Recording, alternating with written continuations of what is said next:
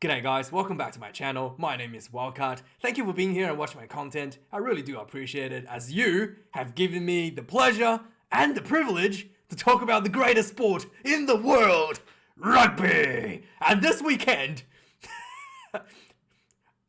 it's two number one teams in the world, believe it or not. Okay, both teams are ranked number one. Okay, Ireland versus the Wallabies. Okay, I am still alive from what last week's atrocity against the Wallabies. The Italians obviously cheated with the referee to beat us, and but that's last week. We will be looking forward to this weekend and the impending win for the mighty Wallabies over the Irish. Okay, so let's begin. First up, there was some speculations that Johnny Sexton was not able to play this game. He had a dead leg after the Springbok game, so there was some speculations that he was not going to be playing. Joey Carberry also suffered a concussion, so he was out. And there was a lot of talk in the Irish media actually to say that they should just put on like a rookie at 10, try out a rookie at 10, and basically put on the B team against the Wallabies. But Andy Farrell was not going to fall for that, okay? Andy Farrell wants to make sure the Wallabies are down and dead once and for all, okay? He has brought out the big guns. He's played the strongest possible team that is available to him against the Wallabies. And Johnny Sexton will be playing this weekend. And believe it or not, Johnny Sexton really takes Ireland to the next level. And this will be very difficult for the Wallabies to win with Johnny Sexton on the field. Just so you know how good Johnny Sexton actually is. He had a concussion in 2021, which saw Ireland struggle quite a bit in the Six Nations. And then he returned against Italy in 2001. And since his return, he has only lost one test match. And that's the one in New Zealand at Eden Park. The first test at Eden Park. And he was taken off the field that game early, and the team's performance literally took a nosedive as soon as he left the field. So technically, he's undefeated. So that's how much of a difference he makes for the Irish team. He's absolutely tremendous. He's just the greatest, like, in the world right now, by far. He's just like the vision, the ability to see space, the cohesion that he brings around the team, the smoothness, the quick balls, the decision making, the kicking game, everything he does is so good, so perfect, and it's absolutely beautiful to watch. The Wallabies will get to see what it's like to play against the best fly half in the world, and get a feel for the hopefully we don't get steamrolled, but that's going to be the Irish attack plan. They're going to try steamroll the Wallabies with quick balls at the breakdowns. So next thing, let's talk about the history between the two teams. Overall, Australia has won 22 two matches. Ireland 13 test matches, and there was one draw between the two teams. But in recent times, last 5 test matches, Ireland has won 4 out of 5. In fact, last 6 test matches, 4 out of 6. So yeah, this is not looking good for Ireland. Australia has not been able to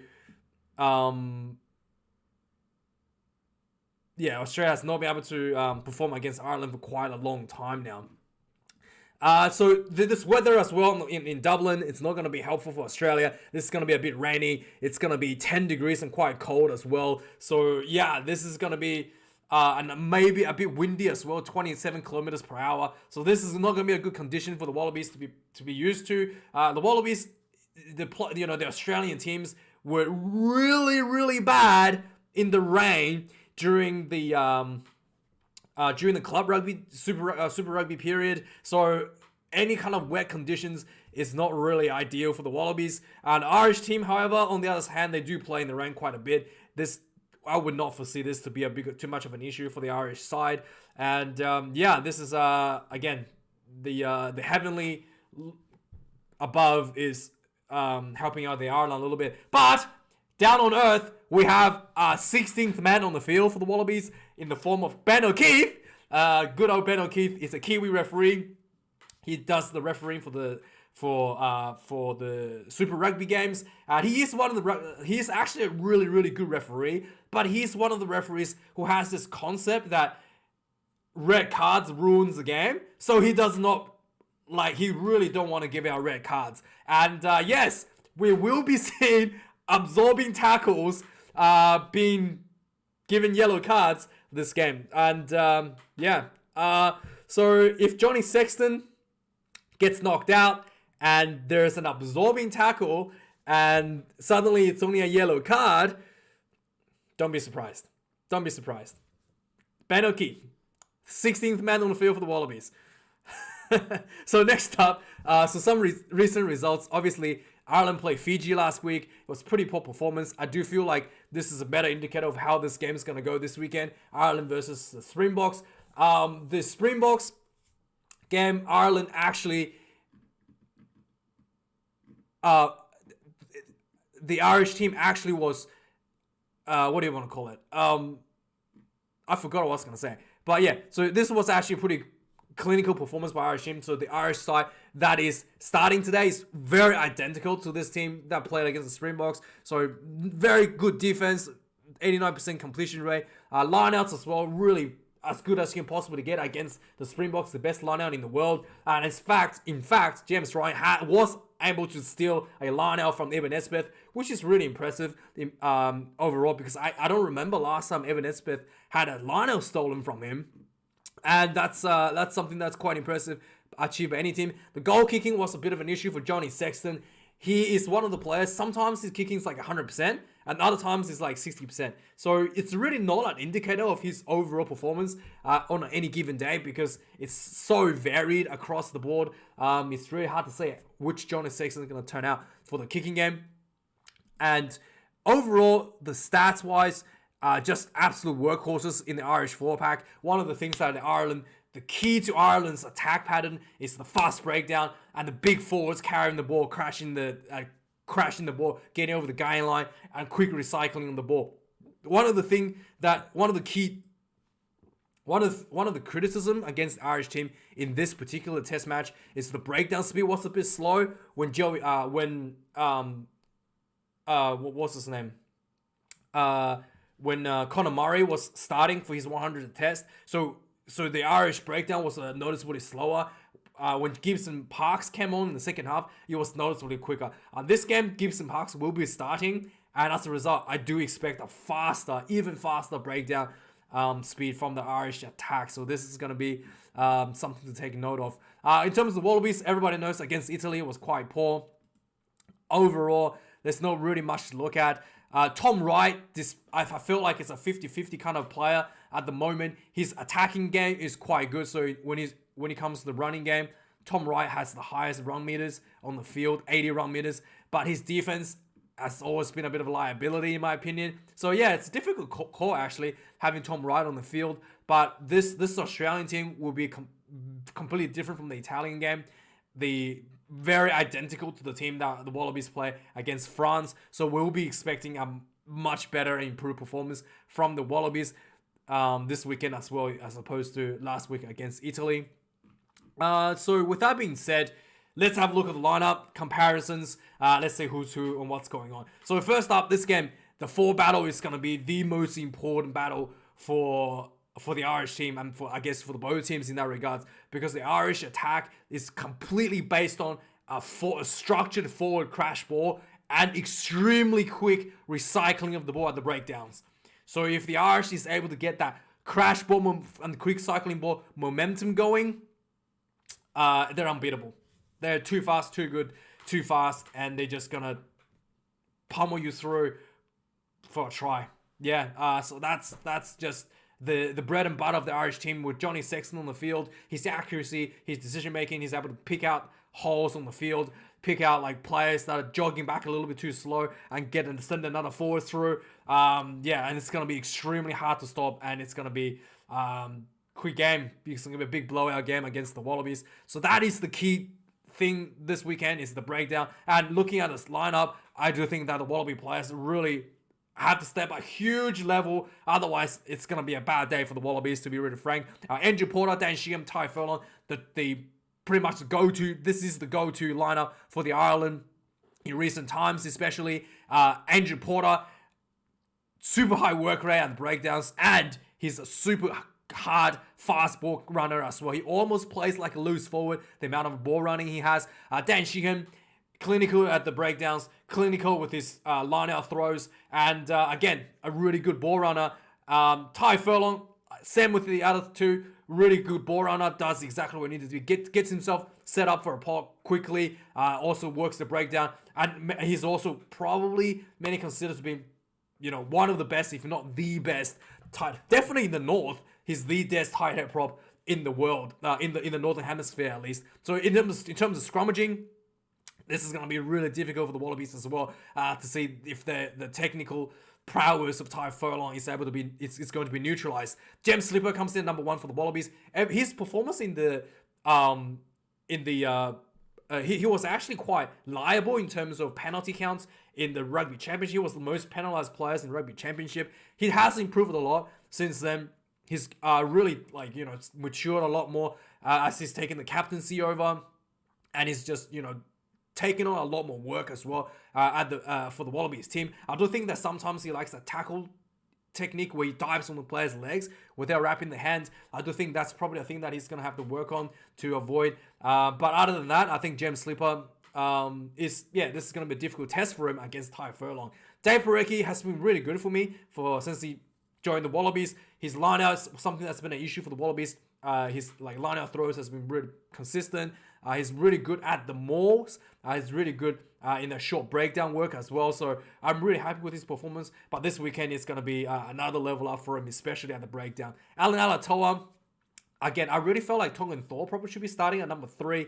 But Dave Rooney tends to like having James Slipper paired up with Alan Alatoa for some reason. But this is going to be a really tough game for him against Andrew Porter. I do think that Andrew Porter has a bit of a speed advantage over Alan Alatoa as well. So yeah, we'll see how this one goes. In the locking positions, this is another big red flag for me for the Wallabies. I think another area where the Wallabies, it's getting outgunned a little bit.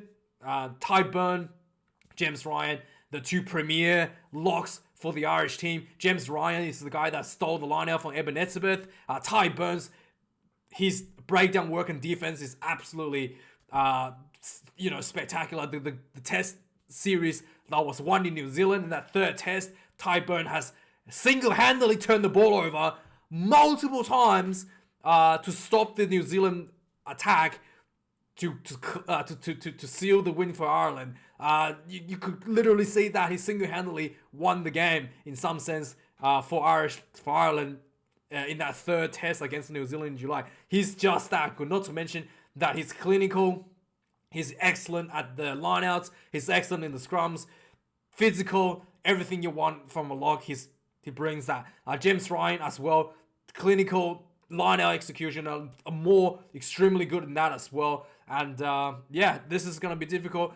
Nick Frost, he's been a late injury replacement. Caden Neville, also a bit of a late injury replacement for the Wallabies. So yeah, it's going to be a big step up for both players, to be frank. I'm surprised that they didn't just put Skelton in at the starting position, to be honest.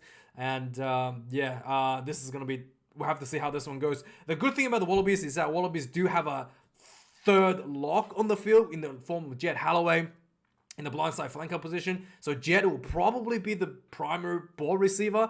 I would say maybe Nick Frost would be like the secondary, I guess. I think Jed might just be the one that receives most of the balls in the lineouts. We'll have to see how this one goes. But like I said, again, the breakdown speed is one of the key things. The loose forward battles is going to be absolutely ferocious on the field this weekend. Peter Romani, he's one of the guys that just grinds on you all game. He's just the Terminator. He would just like keep going and going and going until the Andy Farrell pressed the button to shut him off and take him off the field. He would just go and there will not be stopping from Peter Romani.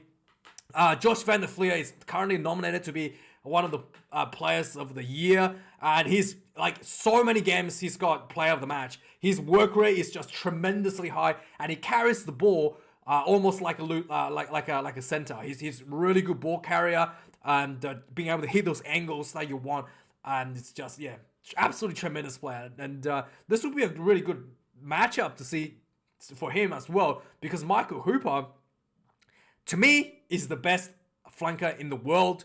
Hooper has had some mental health issues, so he's been away and he has a bit of a rust from being away for like a few months now. So it's gonna be, Van der Fleer, if he wants to take the crown, this would be a good opportunity to see if he can beat Michael Hooper at the breakdown work. For number 8 position, Keelan Doris for Ireland and Rob Valentini for Wallabies. Both players actually have a similar style, a big ball carrier. Rob Valentini for Wallabies in particular is kind of like a line breaker the Wallabies likes to use as a big crash ball option in those set pieces in the lineouts. He's tremendously good ball runner and brings a lot of physicality at the breakdowns as well. Keelan Doris, very similar, big hard ball runner, breakdown work, high work rate, and number 8, decent battle in the number 8s for both teams as well. Now the back line, like we've already mentioned, the key for this game is the breakdown speed. Jameson Gibson Park is the man that's going to bring that breakdown speed for the Irish team. It's noticeably different, like noticeably quicker when he's on the field in comparison to Johnny Sexton, in comparison to Connor Murray. So having Gibson Park on the field is going to be a huge asset and huge threat for the Irish. He's a New Zealander, almost called a New Zealand team, but for the Irish team. And his partnership with Johnny Sexton is really, really crucial this game for the Irish attack. For him to be able to get Johnny Sexton quite quick ball, and Johnny Sexton will just do his work around the field and sends his big forwards into the areas that he wants, and then quickly build that momentum for tries. That's the strategy for the Irish team. For the Australian side, Nick White will bring a bit of a different game than Gibson Park. Nick White is more of a kicking game. Nick White sometimes runs the ball as well himself, and Nick White is overall a more like traditional style of halfback. Gibson Park definitely has a much faster than Nick White in the breakdown speed. Johnny Sexton, like I already mentioned, is an absolute god in rugby. He is so damn good. It's unbelievable. He's 37 years of age, and he's hands down the best fly half in the world right now. Ireland would not be the same team without Johnny Sexton. Ireland is barely top 5. I would say Ireland will probably not be top 5 team in the world without Johnny Sexton. I don't think Ireland's a top 5 team in the world without Johnny Sexton. So he is just that good, just that tremendous. It will be just absolute pleasure to watch him every week. So we'll enjoy Johnny Sexton's handiwork this weekend for sure. Bernard Foley, since he returned to the Wallabies, has been on and off a little bit. Sometimes it seems extremely good. Sometimes it's just a bit rust. I do feel like he's working off the rust every week, which is quite good.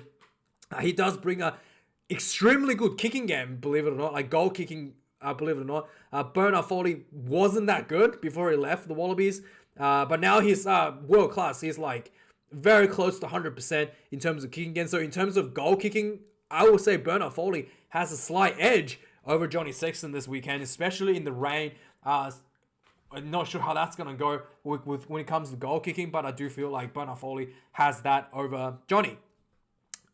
In terms of the back line, Jimmy O'Brien and Stuart Mikulski has been called into the team for Ireland due to I forgot. Ireland actually has 2 injuries in this game in form of Joey Carberry and Robbie Henshaw. So some changes had to be made for the team due to injuries. So Jimmy O'Brien, 2 test caps for Ireland, comes in number 11. Tom Wright, like I mentioned, whilst being a really good attack, I do feel like his defense needs a bit of work. Comes in at the number 11 jersey once again for the Wallabies. At number 12, Stuart Mikulski. I think he's the replacement for Sheehan. And he gets number 12 jersey. Hunter Paisami gets number 12 jersey for the Wallabies. And it's really last week, this was a huge issue at the breakdowns where Hunter Paisami and Len Gitel, both the centers, were doing a lot of the cleanouts. So hopefully this week, I don't want to see the centers doing the cleanouts. I want them to be on their out wide and doing their thing for the Wallabies. Gary Ringrose, a huge, tremendously good ball runner for the Irish side. He's an absolute weapon. that Johnny Sexton likes to use, and we shall see how he goes against the Wallabies. Like I mentioned, Len Ikitau is a different, actually completely different style to Gary Ringrose. Len Ikitau does a little bit of kicking game out of the 13 position, where Ringrose will basically never kick out of the 13, and as a result, there could be a little bit of clash of style here to see which strategy works better. Is the strategic kicking from the 13 works better, or is just having a hard crash ball runner at 13 is a better option. So very different style here for both teams. At number 14, the additional Australian on the field in the form of Mac Hansen. He has been tremendously good for Ireland ever since he debuted, being able to just score tries at a consistent basis. An excellent finisher. His speed, and really good under the high ball as well. So Mark Hansen gets the number 14 jersey. Mark Nawaka Nitawasi gets the number 14 jersey. He had debuted last week. He is apparently impressed enough to get the number 14 jersey. I'm a little bit surprised. I thought maybe Jock Campbell could get the number 15 and Andrew Callaway could stay at 14. Because Jock Campbell did play against France. I thought it was spectacular under the high ball. Jock Campbell, again, may have a bit of defensive issues, but I did feel like under the high ball, he was really I thought it was really good. But yeah, Nwanga Nitawasi gets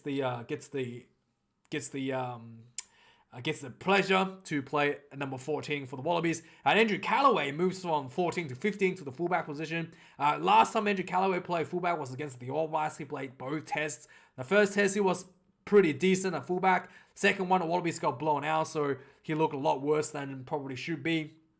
But yeah, interesting to see this decision once again to put Andrew Callaway at 15. I do think that Callaway is a lot better at winger position. To be honest, he's a much better ball runner than he is as a high ball receiver. Hugo Keenan has proved me wrong in the last couple of tests. He's incredibly good under the high ball, contrary to what I believe.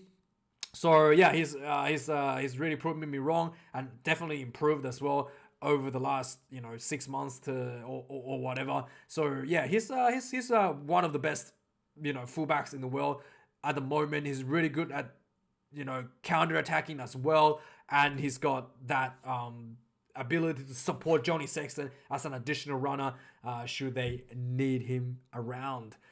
In the reserves, the